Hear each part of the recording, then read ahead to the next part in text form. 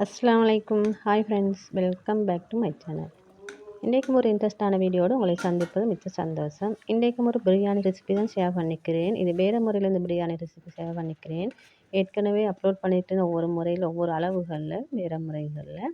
இப்போ இந்த வீடியோ உங்களுக்கும் ஈஸியான முறையில் வீட்டில் செஞ்செடுத்து கேளும் வாங்க எப்படி செய்யுதுன்னு பார்ப்போம். இந்த பிரியாணி செய்கிறதுக்கு இன்றைக்கி பாசுமதி அரிசி தான் நான் பயன்படுத்தினேன். அதோட இந்த பிரியாணி குழையாமைக்கு நல்ல உதிரியாக எப்படி செய்யுதுன்னு பார்ப்போம்.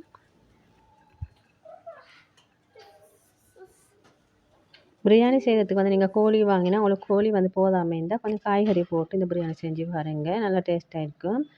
பிரியாணி செய்கிறது நீங்கள் பாஸ்மதி அரிசிண்டா நீங்கள் ஹாஃப் முதல்ல நீங்கள் ஊற வச்சிடணும். 3 முறை நல்லா கழுவி நல்லா தண்ணியில் நீங்கள் ஊற வச்சு வடிகட்டி வச்சுடுங்க. அப்படியே அடுத்து இதுக்கு நான் சைட் டிஷ்ஷாக சிக்கன் 65 தான் செய்ய போகிறேன். அது ஏற்கனவே மசாலா தடவி அப்படியே ஊற வச்சுட்டேன். அப்போ நாங்கள் அந்த டைமுக்கு பிறகு அதை ஃப்ரை பண்ணி எடுத்து நல்லா டேஸ்ட் ஆகிக்கும். வாங்க இந்த பிரியாணி எப்படி செய்யுதுன்னு பார்ப்போம். ஒரு சட்டியில் 2 கரண்டி மட்டும் ஆயில் ஊற்றிக்கோங்க. ஆயில் சூடாகி வரசல 2 மீடியம் சைஸ் வெங்காயத்தை சின்னதாக கட் பண்ணி போட்டுக்கோங்க. இது நல்லா ஃப்ரை ஆகி வரசல இது இறக்கி எடுத்து வச்சுக்கோங்க. இது ஃப்ரை பண்ணி வச்சது நான் இந்த பிரியாணிக்கு மேலால் தூவுறது தான். இது ஆப்ஷனல், உங்களுக்கு விருப்பம்னா இப்படி செஞ்சு எடுத்து கேளும். அதே ஆயிலில் பட்டை, கிராம்பு, ஏலக்காய், அதோட அன்னாச்சி பூ இருந்தால் சேர்த்துக்கோங்க. பீ லீஃப் இருந்தால் சேர்த்துக்கொள்ளணும். நான் பட்டை, கிராம்பு, ஏலக்காய் மட்டும்தான் இருந்துச்சு, அதுதான் சேர்த்துட்டேன். சேர்த்த பொரி இதை நல்லா பொரிய விடணும். பொரிஞ்சு வரசில் நாங்கள் இந்த 2 வெங்காயம் நல்லா மெல்லிசாக கட் பண்ணி வச்சுக்கணும். அதையும் இதோடு சேர்த்து வதங்க விடணும். நல்லா வதங்கி வரசில் ஒரு பழுத்த தக்காளி சேர்த்துக்கோங்க.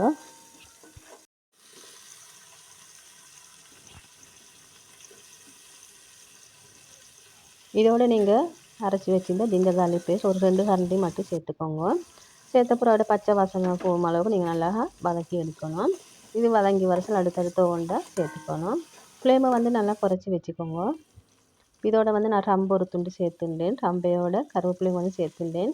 சேர்த்தப்பறம் இதுக்கு 2 பச்சை மிளகாய் சேர்த்து இதை நல்லா கலரிடுங்க. இப்படி வதங்கி வரசல் இதோட ஒரு கைப்பிடி அளவு கொத்தமல்லி இலைந்து அதையும் சேர்த்துணும். இதோட புதினா இலைந்து அதையும் சேர்த்துக்கொள்ளணும். இன்னும் நல்ல ஃப்ளேவராக இருக்கும். இப்போ இதுக்கு ஒரு டீஸ்பூன் மாதிரி நான் மிளகாய்த்தூள் சேர்த்துனேன், தனி மிளகாய்த்தூள். அப்போ நல்லா கலராக வரும் இந்த பிரியாணி. நாங்கள் சேர்த்த போகிறோம். இதை நல்லா கலந்துட்ட போகிறோம். இப்போ இதோட காய்கறி சேர்த்துக்க போகிறேன். போஞ்சி, அடுத்து கேரட், உருளைக்கிழங்கு எல்லாம் கொஞ்சம் கொஞ்சம் சேர்த்துட்டு இதோட உங்களுக்கு காலிஃப்ளவர் இருந்தால் அதையும் சேர்த்துக்கொள்ளலும். சேர்த்த போகிற இன்னும் நல்லா கலந்துட்டுந்தேன். கலந்துட்ட போகிற இதுக்கு சிக்கன் நல்லா உப்பு மஞ்சள் போட்டு கழுவி வச்சுருந்து அதையும் இதோட சேர்த்துட்டேன். இந்த அளவெல்லாம் நான் டிஸ்கிரிப்ஷனில் சாரி நீங்கள் பார்த்துக்கோங்க. இதுக்கு தேவையான அளவு நீங்கள் உப்பையும் சேர்த்துக்கணும். அதோட மசாலாத்தூள் சக்தி பிரியாணி மசாலா 1/2 டீஸ்பூன், அதோட மிளகாய்த்தூள் 1 டீஸ்பூன், மல்லி தூள் 1/2 டீஸ்பூன் சேர்த்துட்டேன்.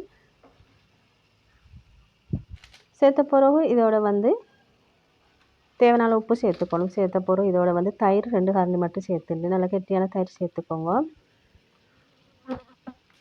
சேர்த்த பிறகு எல்லாம் நல்லா கலந்து விட்டுக்கணும். எல்லா மசாலாக்களும் அந்த கறிகளில் படுகிற அளவுக்கு.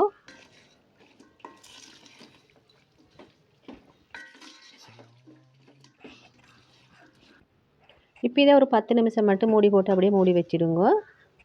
10 நிமிஷத்துக்கு பிறகு திறந்து பார்த்து என்ன எப்படி தெரிஞ்சு. இப்போ இதோட அரிசி சேர்த்துக்க போகிறேன். அரிசியை 1/2 ஊற வச்சுருந்தால வடிகட்டி வச்சுட்டேன். இப்போ அரிசி சேர்க்குற டைமுக்கு நீங்கள் அதோட அளவு தண்ணியும் பார்த்து சேர்த்துக்கோங்க. ஒவ்வொரு அரிசியோட அளவு தண்ணியும் வித்தியாசப்படும். நீங்கள் பாஸ்மதி அரிசி பார்த்து செய்கிறேன்னா கொஞ்சம் பக்குவமாக தான் செஞ்சு எடுத்துக்கணும் பிரியாணி. அதோடைய அமைக்கி கணக்கான டைம் வச்சு நீங்கள் இதை ஊற வச்சு எடுத்துக்கோங்க. இப்போ இதோட அளவு தண்ணி சேர்க்குறேன். நான் அதே பவுலில் ஒன்று சேர்த்துட்டேன்.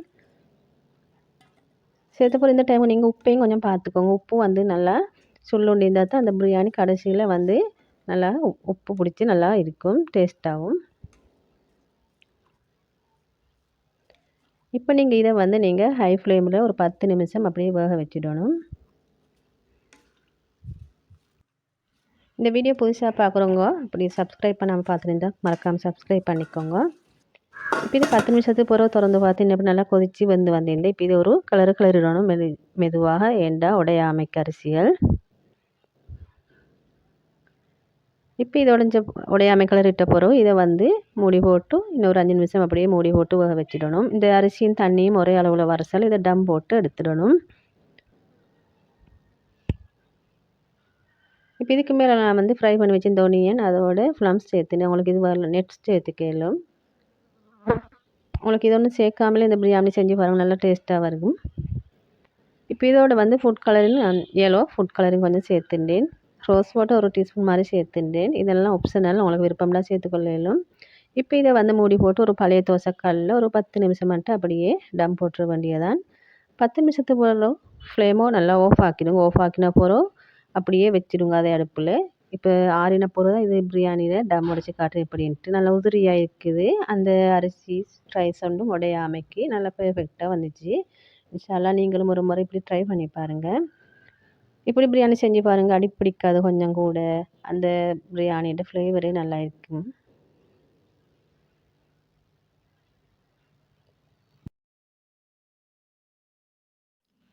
இதை நான் ஒரு ஸ்பூன் அளவு காட்டுறேன், ஒரு பிளேட்டு போட்டு இப்படின்ட்டு. உங்களுக்கு இதுலேருந்து எடுக்க சொல்லி வழங்கியிருக்கும் பார்க்க சொல்ல வீடியோவில். பார்க்குறதுக்கு நல்ல எம்மியான நல்ல பிரியாணி ரெசிபி ஒன்று தான் இது. நீங்கள் ட்ரை பண்ணி பாருங்கள். ஃப்ரைடே எடுத்த vlog ஒன்று தான். இந்த வீடியோ பிடிச்சிருக்குன்னு நினைக்கிறேன். பிடிச்சிருந்தா மறக்காம லைக் பண்ணி ஃபேமிலி ஃப்ரெண்ட்ஸில் ஷேர் பண்ணிக்குவோம். இதுக்கு வந்து சைட் டிஷ்ஷாக வந்து தயிர் சாம்பல், அடுத்து எக் பாயில் பண்ணியிருந்தேன், அடுத்து சிக்கன் 65 தான். இன்னும் ஒரு இன்ட்ரெஸ்டான வீடியோவில் சந்திக்கும் வரை தேங்க்ஸ் ஃபார் வாட்சிங்.